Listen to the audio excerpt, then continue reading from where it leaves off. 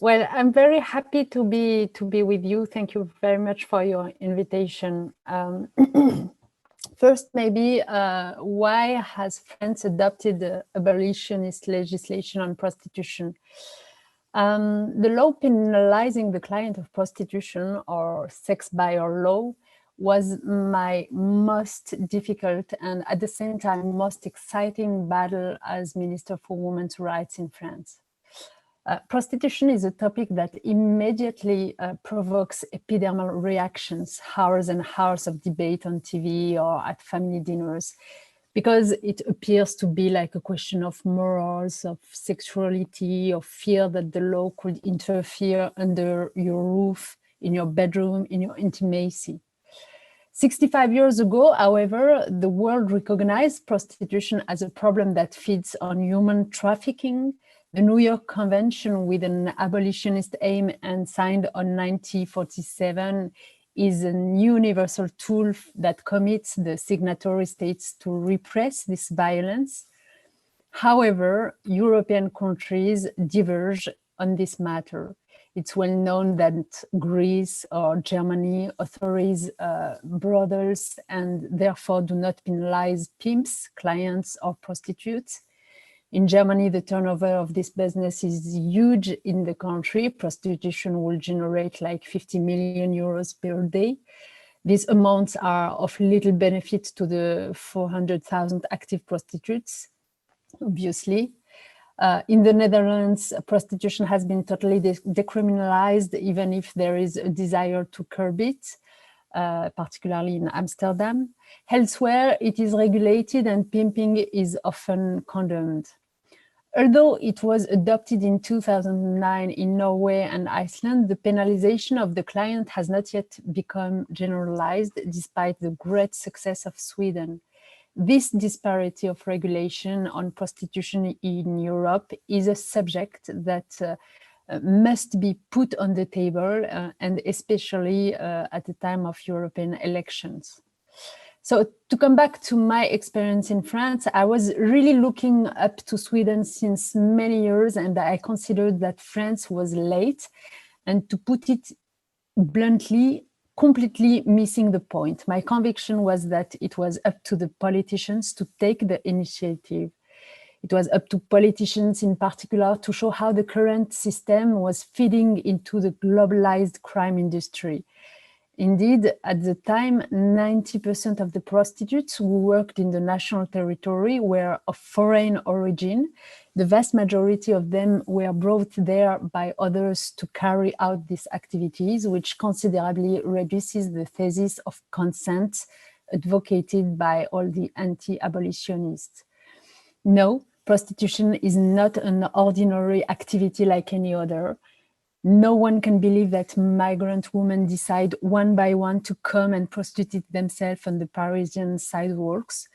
Prostitutes in France were imported in Western Europe from Africa, Eastern Europe, or Asia by extremely violent networks.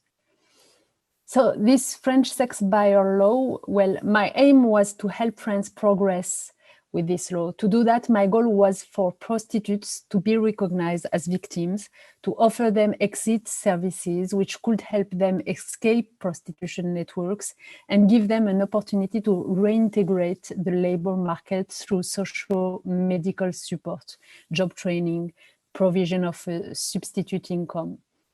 This is why a fund of 20 million euro was included in our law. The goal was also for prostitutes to no longer be forced, but instead encouraged to testify with protective measures, anonymity, borrowed identity, borrowed address, and so on. It is essential that their safety is guaranteed, and it would help fight against human trafficking. And the law was also designed to limit as much as possible the entry of women into prostitution networks and support them to leave these networks. What my experience of adopting this legislation was like? Well, my personal convictions on the matter have always been very strong, but unfortunately, they were not shared by many people. I was accused of all wrongs, at best a censor, a naive person who understood nothing at all, At worst, a prostitute phobic who was trying to eradicate them. Press coverage followed one after the other against my position. I was mocked. The polls said the French disagreed with my reform. The political leaders of my own political family, afraid of looking bad, chose to remain silent.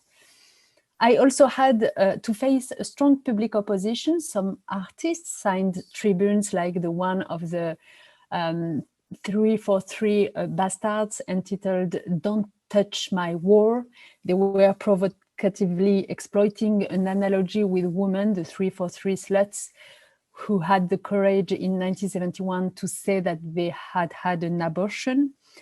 And I remember answering them in a press briefing that the 343 sluts demanded in their time to be able to freely dispose of their bodies, but the 343 bastards demanded the right to dispose of the bodies of others. And I think that calls for no further comment. Finally, the subject of criminalizing prostitution clients was widely misunderstood in France. Too often, the debate has focused on the freedom of the client rather than the need to protect those women. Fighting for this sex buyer law means that we have to debunk myths. First, one of the two main arguments presented is carried by some prostitutes themselves who defend their right to sell their bodies because it belongs to them based on free choice. I concede that the changes implied by the law require courage, but I reject the idea that prostitution would be an enviable job, especially since it is generally not practiced for long, but a shorter life expectancy, violence, risks, and serious health problems. There are many documents that underline the horror of prostitution and the impossible path one must follow to get out of it. The most convincing one is the testimony of survivors of prostitution that I received at the ministry and who told me how broken they were. And I think Diane and Mia are the best place to tell us more about it. The second argument I heard the most was the endangering of prostitutes by pulling them away from health structures. This argument didn't make any sense since in France, prostitutes were the ones penalized until then. I believe it is also the case in Scotland, with the soliciting in public places. The sex buyer law doesn't endanger prostitutes more than penalizing them and is of course designed to implement exit services and health support which were missing until then.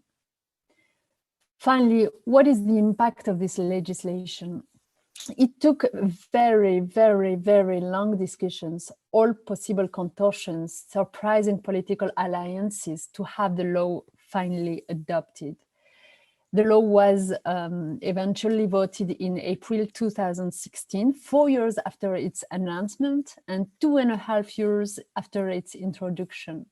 Until the last minute, I didn't give up. I didn't want to miss any chance, any vote. The Sunday preceding the day of the vote, we called almost one by one the members of parliament to convince them. The law was finally adopted with 130 votes of difference. Our relentless effort had paid off, and above all, I was deeply convinced that we had taken an essential step and reached a point of no return. And that is what I can conclude now. 5 years later, when the French are questioned about this law, 75% of them consider it is a good thing. A recent evaluation report shows that this law was really an abolitionist turning point in our country. Indeed, thanks to the reversal of the criminal charge to clients, there has been a 54% increase in the number of proceedings for pimping and the fight against human trafficking. The compensation for victims of pimping and human trafficking was multiplied by 7. 395 people have benefited from a path out of prostitution, entitling them to a residence permit, priority access to housing and financial aid. Nearly 5,000 clients of prostitution have been arrested since the law was passed. And the law has also made it possible to reallocate more than 2 million euros of seized pimp funds to support prostitutes. We have to keep in mind that a law alone is not enough. We also have a duty to educate younger generations about gender equality. It is not only a question of fighting against violence, the specific oppression represented by prostitution, but it's also about teaching the principle that a woman's body is not for sale, that is not an object, that a woman is not a commodity. My only regret now is that, as you know, the government has changed since then, and now this law seems to me insufficiently enforced, particularly because the public authorities have not invested the resources to do so since 2017. Neither the financial resources nor the serious adaptation to the new dimension of prostitution. Only 10% of convictions for aggravating pimping are related prostitution on the internet. And not even political leadership. The Interministerial Monitoring Committee has not met since June 2017. For instance, exit services aimed at helping people leave prostitution networks have been very slowly implemented. In 2019, only 300 people benefited from it. So as you can see, it is very important to adopt a law. But what is also very important is to be consistent and to stay, with the same objective and the same aim and the same motivation in a longer time if you want to have some results. That's all about my experience. I hope it can be useful for you.